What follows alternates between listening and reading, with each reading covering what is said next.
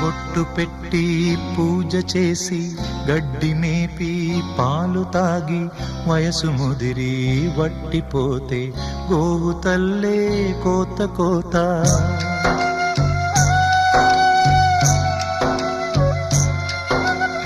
బొట్టు పెట్టి పూజ చేసి గడ్డి మేపి పాలు తాగి వయసు ముదిరి వట్టిపోతే గోవు తల్లే కోత కోత.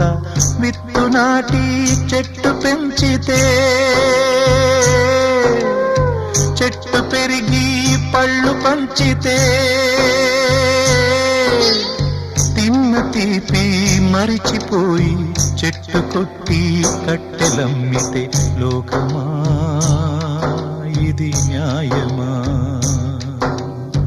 లోకమా